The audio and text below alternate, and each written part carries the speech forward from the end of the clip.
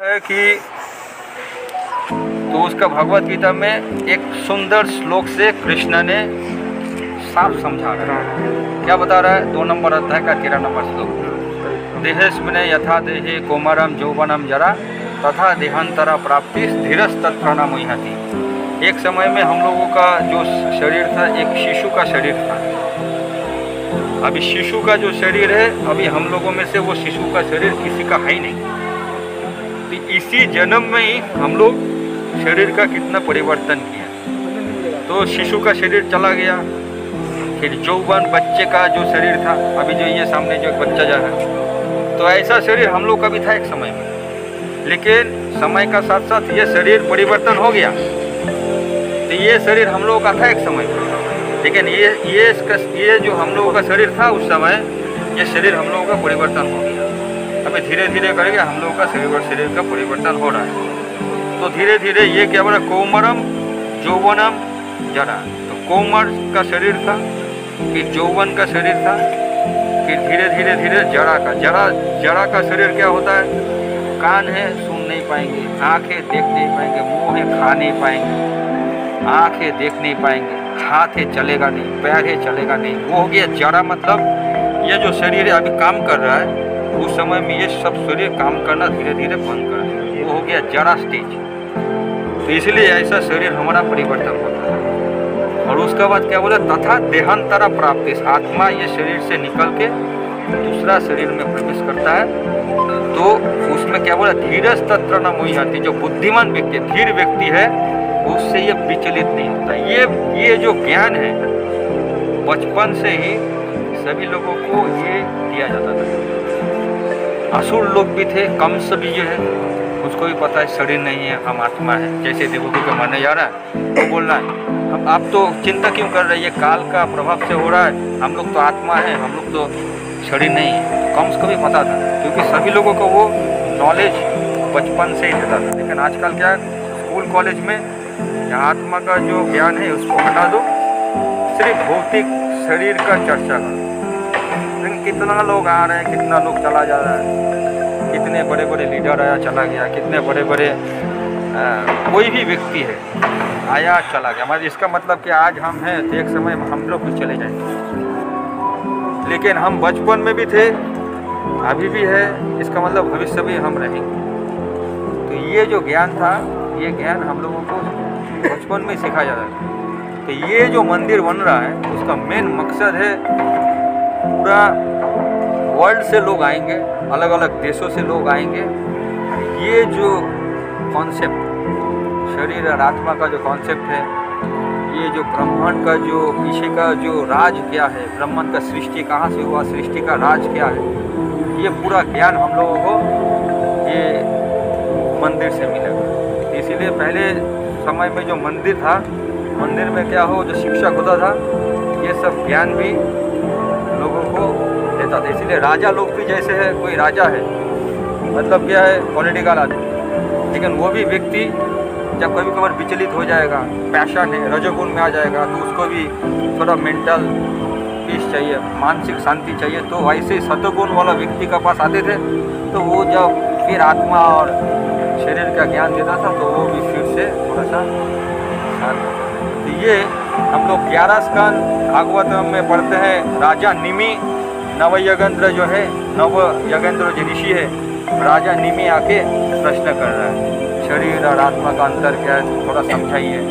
हम लोग भौतिक कार्य में डूब जाते हैं, हम लोगों को पता नहीं चलता है। तो नवयगेंद्र और निमि महाराज को ये सब शरीर और आत्मा के लिए पता रहता है। ऐसे ऐसे भागवतम में हम लोग अलग अलग जो अध्याय, अलग अलग कैंटों में, स्कंद में हम लोगों को ये पता चल रहा है कि जो राजा और ऋषि जो उन लोगों का वार्तालाप होता था, किस लिए वार्तालाप होता था, कि वो लोग भूल ना जाए कि आत्मा का जो कर्तव्य क्या, आत्मा कहाँ जाने वाला है, वो बार बार उन लोगों को याद करवाते थे। इसलिए मंदिर में आने का मतलब क्या है, हमको वो बार बार याद आएगा, अरे ये तो मैं शरीर नहीं हूँ, मैं तो आत्मा हूँ, ये शरीर तो एक दिन समाप्त हो जाएगा। लेकिन वो बार बार याद, इसीलिए मंदिर में आने का मतलब वो शिक्षा। इसीलिए प्रभुपाद ने जो मंदिर स्थापना किए पूरा वर्ल्ड में। तो मंदिर ऐसा नहीं कि लोग आएंगे, दर्शन किया और डोनेशन दिया चला गया, वो नहीं। उसमें आके तो मेन मकसद जो है आध्यात्मिक ज्ञान जो प्राप्त करना है। भगवद गीता है, उसका step by step shloka by shloka पढ़ना है, भागवतम श्लोका बाय श्लोका पढ़ना है, सब समझ में आएगा। तो वो ज्ञान हम लोगों का पास आएगा। अरे एक दिन हम को जाना ही है। लेकिन हाँ, अगर कृष्णा का पास चले जाएंगे तो फिर से जन्म नहीं लेना पड़ेगा। अगर कृष्णा का पास नहीं जा गया तो उसका चांसेस है कि मुझे फिर से जन्म मृत्यु का जो चक्कर है इसमें घूमना पड़ेगा। तो ये हम लोगों को, ये मंदिर हम लोगों को ये ज्ञान प्राप्त करेगा कि अपना ज़िंदगी कैसे ढाले, अपना चेतना को कैसे ढाले, अपना बुद्धि को कैसे ढाले, कि ये जो मनुष्य शरीर हम लोगों को मिला है ये सही ढंग से हम लोग इस्तेमाल करें। और बाकी जो व्यक्तियां हैं जिसका पास ये ज्ञान नहीं है उन लोगों को भी इसका ज्ञान प्रदान करें कि ऐसे वो लोग अपना ज़िंदगी को ऐसा चलाएं, ऐसे ज़िंदगी को उसको चलाना, ऐसे ज़िंदगी को हम लोगों को लेके आगे बढ़ना है। जरूर, ये सिंपल फॉर्मूला है। जरूर। तो प्रभु जी, ये कि जैसे सल्ला प्रभुपाद जी ने मायापुर क्यों हुई, मायापुर जैसे पुण्य भूमि की अच्छी भूमि को क्यों चुना इस मंदिर के लिए? बहुत बड़ा प्रश्न पूछा कि ये मायापुर क्यों चुना। तो पूरे भारतवर्ष में तो प्रभुपाद जो है वो भी साइंस का स्टूडेंट थे। हाँ, वो बेवकूफ आदमी नहीं है। हाँ। स्कॉटिश चर्च से पढ़ाई किए थे। हाँ, केमिस्ट्री से पढ़ाई किए थे। तो उतना बेवकूफ आदमी नहीं है। नहीं, लेकिन उन्होंने क्या, उन्होंने शास्त्र पढ़ा, गुरुदेव का आशीर्वाद मिला, और उसका बाद ये जो मायापुर जो धाम है, तो ये जो है भक्ति विनोद ठाकुर जो आए थे, तो अर्ली 19th सेंचुरी, तो 1900 शताब्दी में, उस समय में भक्ति विनोद ठाकुर जो है उन्होंने रिसर्च की। तो वो भी आध्यात्मिक स्थिति पे बहुत आगे था, तो इसीलिए बहुत प्रवीण व्यक्ति थे। तो उनका इच्छा था कि ये मायापुर के ऊपर वो थोड़ा रिसर्च करें। इसीलिए जो मायापुर के ऊपर रिसर्च किए, अलग अलग जगह पे मैपिंग किए, चैतन्य चरितामृत पढ़े, श्रीमद् भागवतम पढ़े। तो ये सब पढ़ने का बाद, अलग अलग जो शास्त्र का किताब है उसको पढ़ने का बाद ये पता चला कि ये जो भूमि है, ये भूमि कोई मामूली भूमि नहीं है। जैसे हम लोग का वृंदावन है, जैसे हम लोग का द्वारका है, जैसे हम लोग का रामेश्वरम है, अयोध्या है, तो अलग अलग भारतवर्ष ये है पुण्य भूमि है, तीर्थ स्थली है भारतवर्ष। तो ये जो कलियुग के लिए कौन सा स्थान बहुत शक्तिशाली है, ये कलियुग में हम लोग कलियुग का वासी है। तो कलियुग के लिए कौन सा स्थल, कौन सा आध्यात्मिक जगह बहुत शक्तिशाली होगा, कौन सा? तो धीरे धीरे वृंदावन विलुप्त हो जाएगा आने वाला समय में। लेकिन ये जो मायापुर है धीरे धीरे ये प्रकट होता। तो ऐसे एक समय में ये मंदिर नहीं था, अभी धीरे धीरे ये मंदिर आ रहा है। प्रभुपाद जब थे तो प्रभुपाद जब 1971-72 में ये जगह स्थापना किए थे, भूमि पूजन किए थे। अगर आप यहाँ पे बैठ के भी हम लोग, तो भूमि पूजन जब किए थे तब बहुत सारे विदेशी भक्त थे, तो बोल रहे कि प्रभुपाद आप इस जगह पे क्यों मंदिर का सपना देख रहे हैं, कौन आएगा इधर? नहीं आने वाले। तो समझ में 1972 का कहानी। तो 1972 में क्या परिस्थिति होगा इधर? कुछ नहीं होगा, पूरा जंगल ही जंगल है, अनफॉर्मेट वे में, पूरा एकदम खेती का जगह है। तो प्रभुपाद को बोल रहा है कि प्रभुपाद आप इस जगह पे मंदिर बनाने के लिए किस लिए सोच रहे हैं, दूसरे जगह पे करते हैं, इस जगह पे कौन आएगा? वही सब भक्त जब 50 साल बाद इधर आया तब उन लोगों को समझ में आ रहा है प्रभुपाद का विजन 1972 में क्या था और ये क्या प्रकट हुआ। इसीलिए हम लोग देख रहे हैं कि ये जो मंदिर बन रहा है, ये मंदिर जो बन रहा है सिर्फ मंदिर बनाने के लिए मंदिर नहीं बन रहा है, इसका पीछे पूरा शास्त्र का शक्ति काम कर रहा है। ये जो कलियुग में जो बोला जा रहा है कि बाकी जितना भी मंत्र है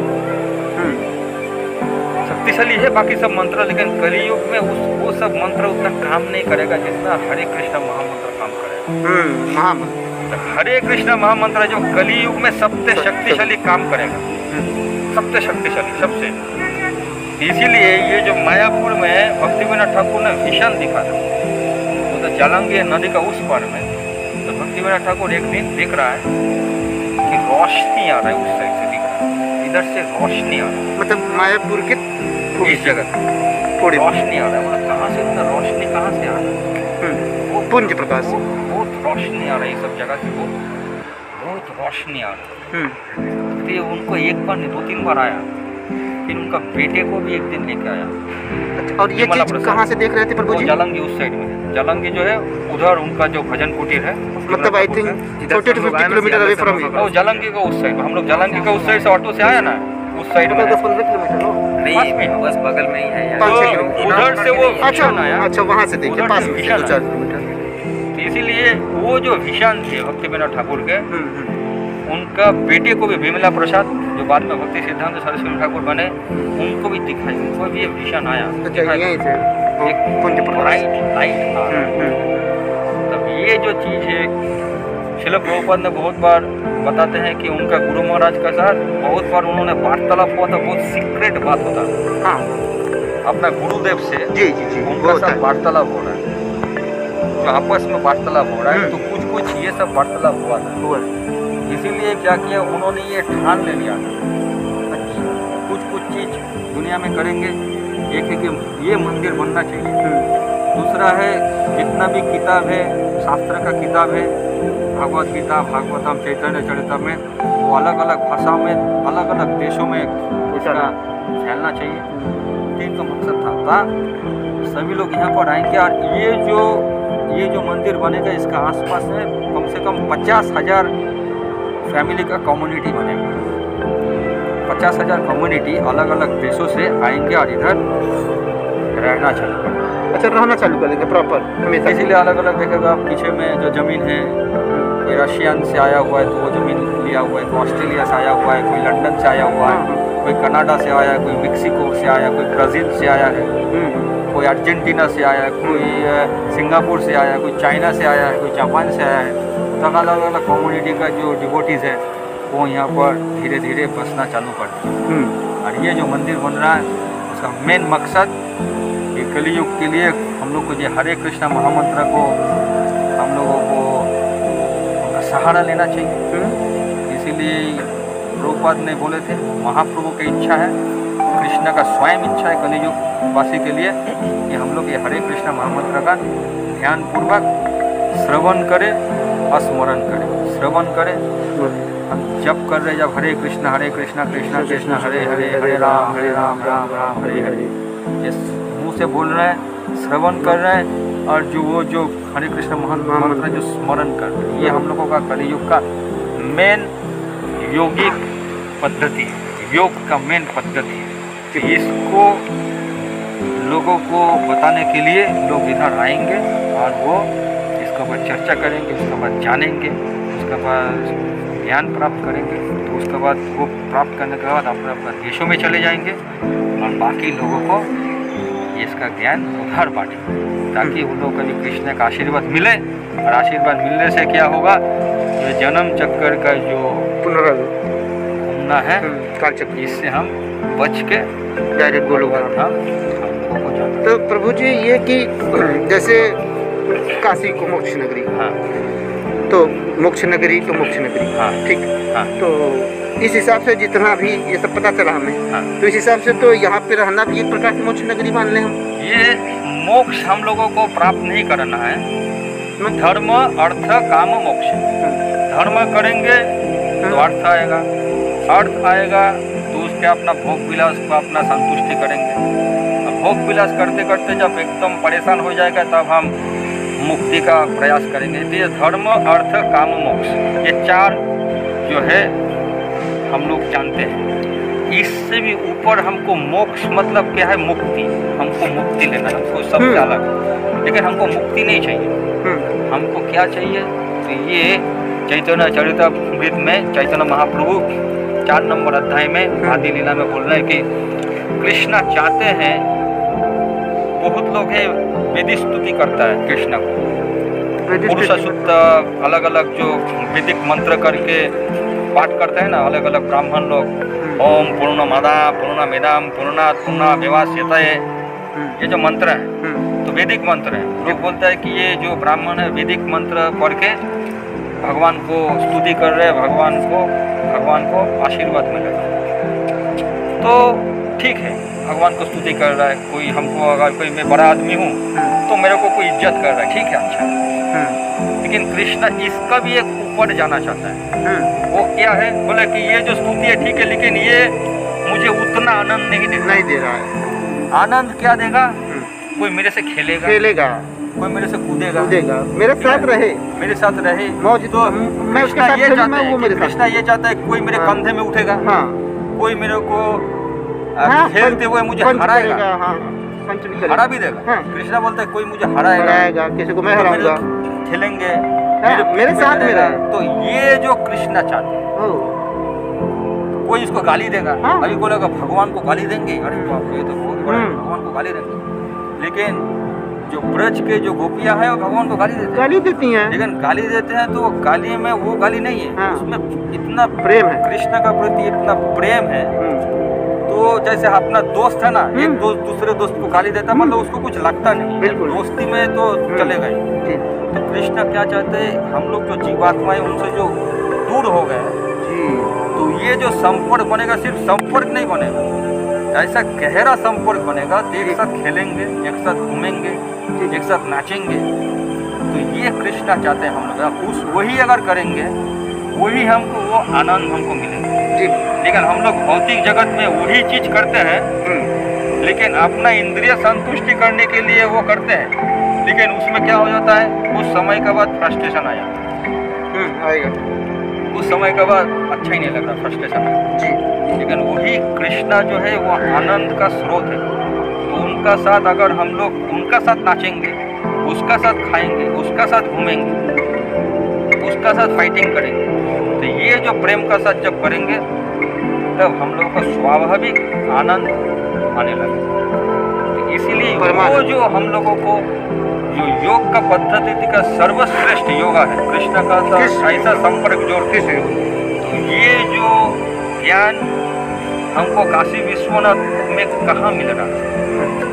हम शिव जी है, पानी दिए, प्रणाम किए, आ गए, लेकिन वो जो संपर्क है नाचने का, खेलने का, कूदने का, जो हम लोगों का आत्मा का स्वभाव है, खेलेंगे, कूदेंगे, नाचेंगे, घूमेंगे, वो हम उधर कोई दूसरे धाम में दूसरे का साथ वैसे संपर्क बनता नहीं। लेकिन वो जो संपर्क हम महाप्रभु जो हम लोगों को इधर बता रहे हैं, वो जो है हम लोगों को वो शिक्षा प्रदान हम लोगों को मिलेगा। देश भर का लोग आएगा तो कृष्ण के साथ नाचेंगे, कूदेंगे, ऐसा ऐसा जब शरीर छोड़ेंगे किधर जाएंगे, कृष्णा का पास सेम एक्टिविटी में हम लोग लगे रहेंगे। समझ में आया? कृष्णा के साथ लगेंगे। बस।